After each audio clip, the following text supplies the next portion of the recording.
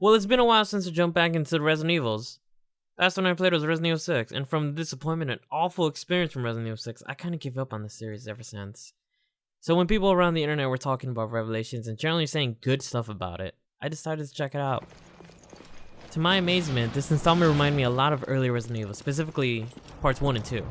The way the games took you to different parts of the same setting to give you a feel of learning the environment is something I haven't felt in horror games lately.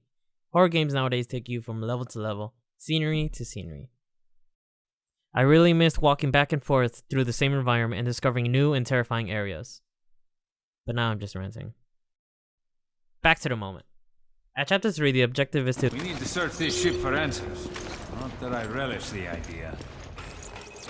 If there's one thing I truly miss from Resident Evil games, and something they did extremely well, it's their excellent touch on ambience. As I am exploring the depths of the ship, a mix of silence and creepy music sets the tone.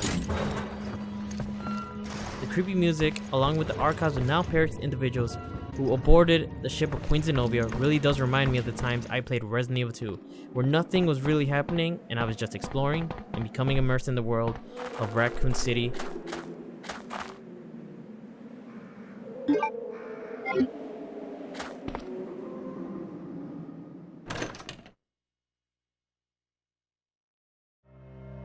Back when I played Resident Evil 1 and 2, I was alone in my room, and the time of day is just a little bit after the sun comes down. Not when it's complete darkness, just getting there.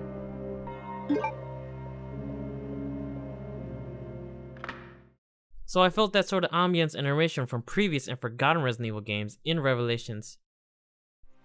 As I investigated the main hall, I found a survivor's note. In it, it tells me that any survivor on the ship should go to the promenade deck, where the comms officer has fortified himself from the monsters that lurk within the ship, also known as ooze. This is the Queen Zenobia. Emergency call number. Mayday, Mayday. Mayday. With nothing else, just that very uncomfortable SOS cry. As you get closer to the source of the god-awful cries, you see a door where someone has sealed themselves away. Also, that's where the cries are coming from. Behind the door is the comms officer, and having heard its horrific and distorted cries, I cannot picture how shocking he may look.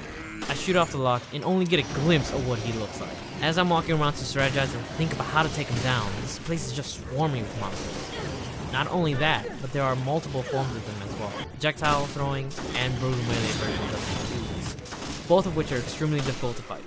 This is a very tough fight. I can compare this whole scenario to the likes of the opening sequences of Resident Evil 4, where you had to fight off an entire village while avoiding Dr. Salvador. See, the reason why that part was so crazy was because you're barely learning how to play the game. You're barely getting used to the controls. You're not really confident in yourself if you can really take down 1, 2, maybe 3 guys. But then the game forces you to. It forces you to take down multiple guys, while take down a severe threat. While I was fighting him, I noticed something very disturbing. I'm human. Which horrifies me because of his realization that he is still self-aware of his form and what is happening around him. So after defeating him, I head to the room that he locked himself in. I grab all the items and find his journal. This is honestly, for me, the best part of the entire chapter. You get to read his last moments of his life in as much detail as possible. The audio is cut and the only thing you hear is the page turning of the journal. In the last few entries of the journal, he starts to turn into the monster we just fought. But while he's turning into the monster, he starts delving into a amount of loneliness that he doesn't mind the fact that he's growing another being. In fact, he welcomes him and doesn't care much about him. These words and sentences alone made me see his mutation happening inside my head. Just the thought of locking yourself up, being extremely lonely, succumbing to the fact your inevitable demise is coming, and then still being aware of your mutation is, in all honesty, tragic.